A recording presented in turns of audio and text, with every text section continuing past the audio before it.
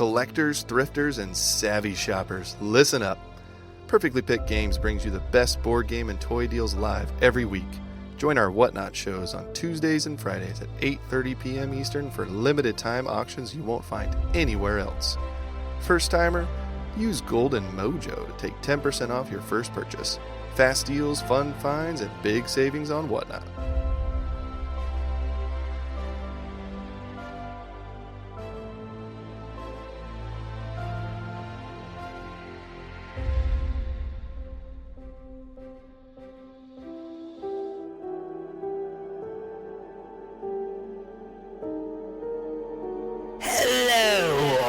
Spooky chasers, hop on in the car with Golden J and take a ride down Route 66 as you explore all the haunted and abandoned places left down a road long ghosted. And you never know what hitchhiker might get picked up along the way. So buckle up as we take a haunted trip down 66.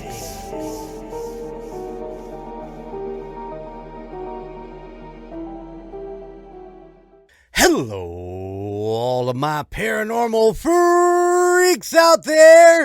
It is Golden J, and we're taking a haunted trip down 66.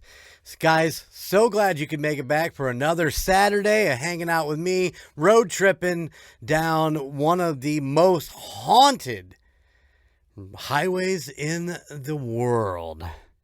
I mean, come on. We have stopped at so many places along the way. This is insane crazy how many places. And think about just the amount of hotels and museums, and it's been insane. We've done some ghost towns along the way, that's for sure, and we are actually going to get into another ghost town to start off this episode. But first, please guys, go check out the United States of Paranormal.com. Check out our merch store, get yourself a cool t-shirt. We got a bunch of amazing pieces on there that Esteban put together for us. The guy's an amazing artist. Not only are you going to support United States Paranormal, but you're going to get Esteban's art out in the world, even more so than what it already is. He's great. He's great to work with. He's so easy to work with, and he does such great work. And I'm telling you, man, the company we go through does a great job of getting a good quality print, something that lasts. Because believe me, if you remember early on, we had some shitty fucking stuff. I've got t-shirts now that I bought that are completely gone. And that's why we ditched them, because they suck. But yeah, who we're working with now, their prints are great. They're good through washes. There's so much that I can say about this. We're not trying to beat the bank on this deal. We try to keep our prices as low as I can. I think $21, $24 per shirt. Can't go wrong. We don't put up astronomical pieces that are going to cost hundreds of dollars. We just want to get our name out there. And, what better way for you guys to be repping a kick-ass t-shirt? You know what I'm saying? Or there's other stuff on there. I think you can get some pint glasses. How about the really cool coffee mug that has all of the Tober logos on it? Vamptober, Dolltober, Camptober. Did I say Camptober? I can't remember. Vamptober, Camptober, and of course the latest, wouldn't be the latest. It would not be the latest because Camptober was the latest. Clowntober. That's the one I was looking for, guys. Clowntober. Good Lord. We've done so many Tobers now. That's 4. But think about this. We are about to hit our 5-year mark. I believe that April 6th is the date that the original first episode, as we introduced ourselves 5 years ago. Unfucking believable. 260 some episodes. Oh, man. We're trucking along. But we need your guys' support.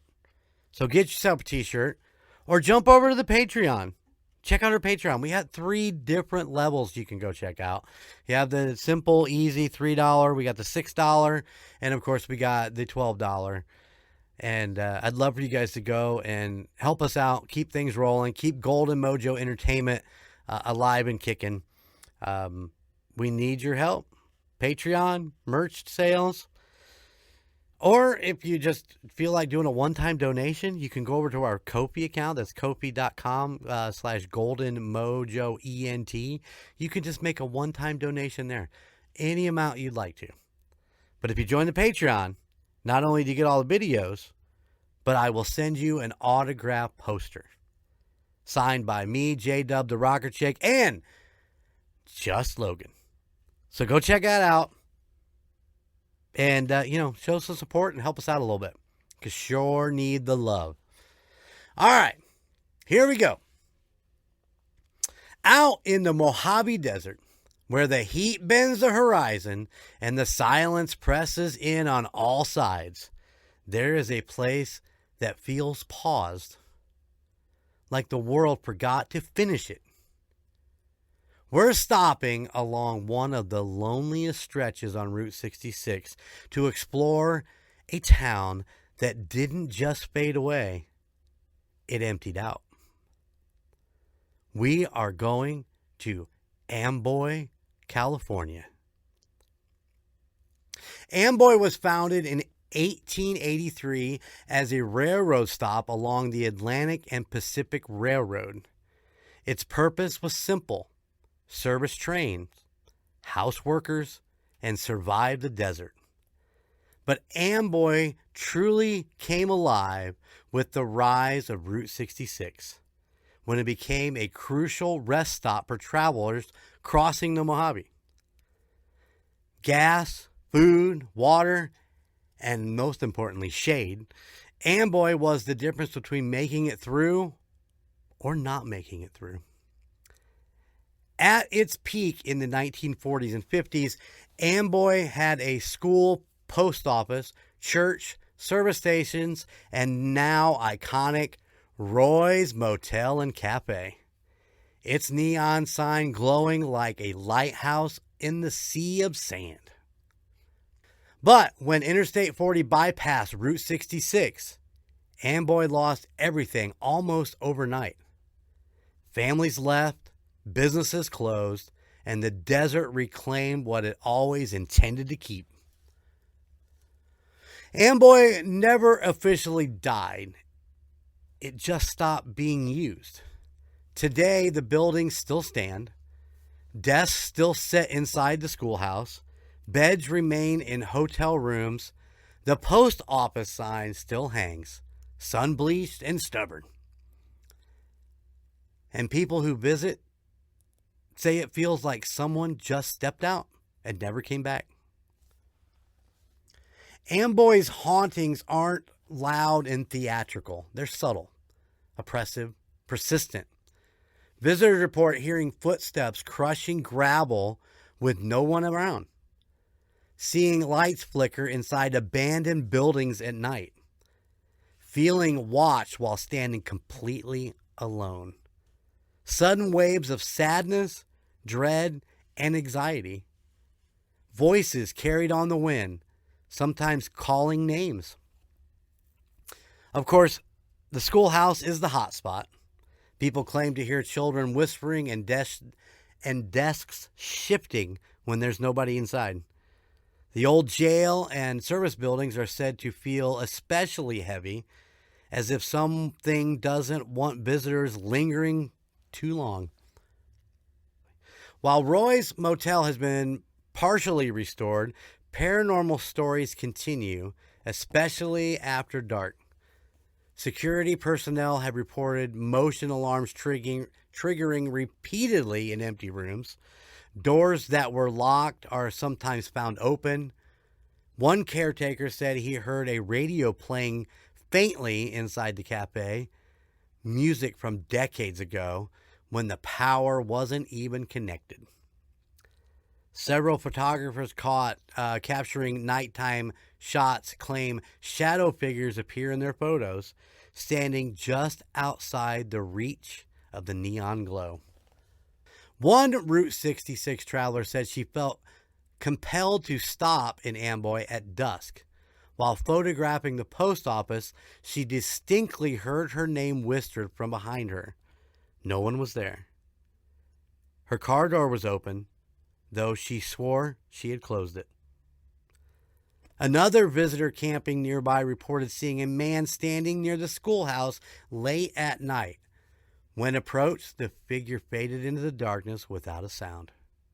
No footsteps, no movement, just gone. A paranormal investigator said his digital recorder picked up a faint voice counting numbers, slowly, deliberately, inside an empty building. No one heard it live. Listening back, the voices sounded tired, almost resigned. Amboy isn't a haunted house attraction. It's not polished. It doesn't perform. It's just straight up honest. It represents thousands of towns like it, places built to serve purpose, abandoned when that purpose disappeared. Amboy still stands as a monument to Route 66, an American obsession with motion, and what gets left behind when the road moves on. Some believe Amboy remembers every traveler who depended on it. And some of those travelers never really left. Reyes Motel. One of the most iconic pieces on Route 66. When you type in Route 66, that's what you get. Reyes Motel. And it's still just a jaunt off of 40. I was looking it up. It's just right there. You can take a quick exit, go down there, and live in the nostalgia. Because that's what it is. It's nostalgia. Here they serve good food. Can't get any better. All right, let's move on to the Ghost of Calico. We're heading into the dusty hills of Southern California, where wooden buildings cling to the hillsides and the desert still remembers the sound of gunfire and mining drills. This, guys, is Calico Ghost Town, one of the most famous ghost towns in the West. But, of course, as always, fame doesn't mean peace. Calico was founded in 1881 after the discovery of rich silver deposits in the Calico Mountains.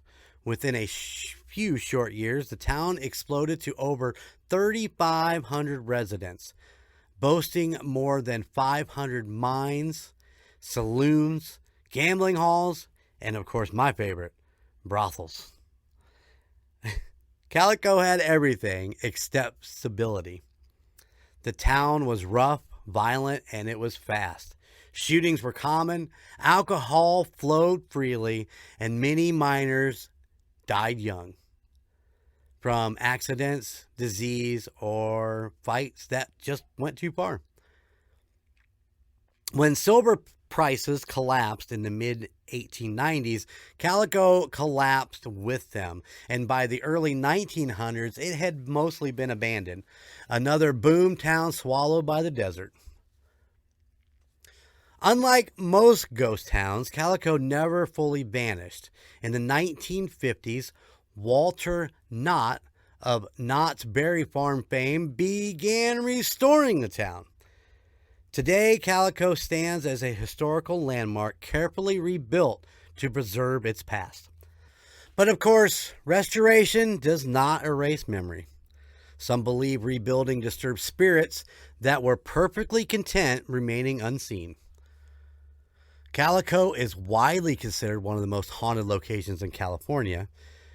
The hot spots, they include like the schoolhouse, the Lane's General Store, the Calico House Restaurant, and the Mystery Shack and Maggie Mine.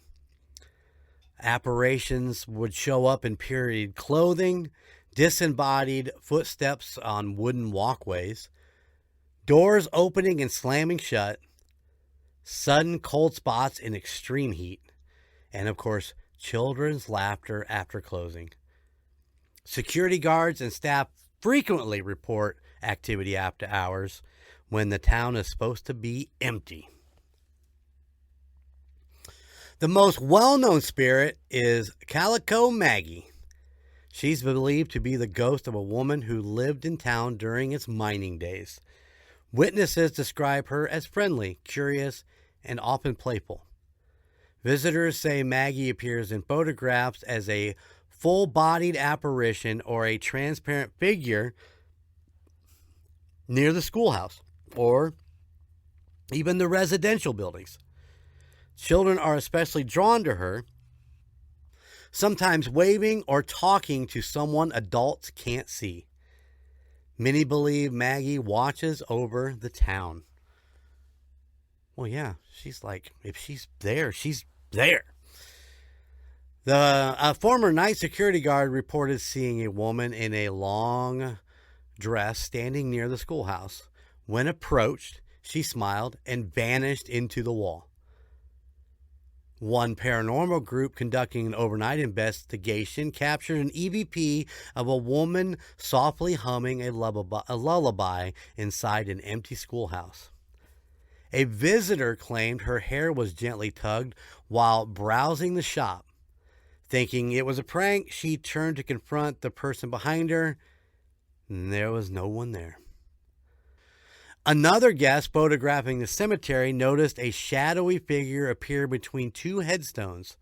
The figure was not present when the photo was taken, but was unmistakable in the image. Calico is more than a tourist stop. It's a rare example of a ghost town that still breathes. The buildings still stand tall. The mines still echo. The wind still moves through the streets exactly as it did in the 1880s. And perhaps that's why the spirits remain. Calico wasn't erased. It was preserved. And preservation, some believe, keeps the door open. All right, guys. Thank you for riding shotgun. I appreciate all you who take the time out of your week to give us a listen. I love your feedback. And of course, you can always give us more, the United States of Paranormal at gmail.com. Feel free, send me a message. I'll get back to you. I love you guys, and I appreciate everything you've done for us at 260 plus episodes. We're going to keep them coming. I got the girls back. So hang tight.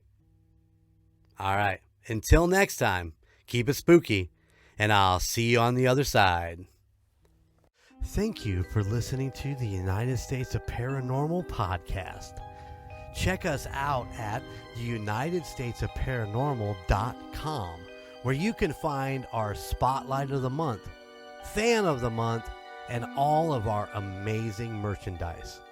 Or you can find us on social media at Facebook at the United States of Paranormal, Instagram at the United States of Paranormal, and YouTube at the United States of Paranormal 1795. And don't forget, we are now on Patreon. Just go to patreon.com/2sop. Please check out the other podcasts in the Golden Mojo Entertainment Network of podcasts. Golden 80s, Indiana Chiefs Fans, Gridiron Kings, Murd Nerds, The Nostalgia Tug, Real Terror, and the Puck Yeah podcast.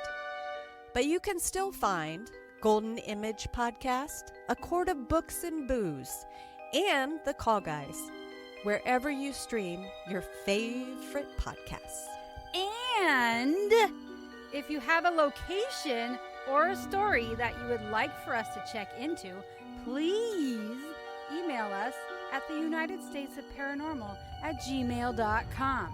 Please like, rate, and subscribe wherever you listen. Thank you for all of your support.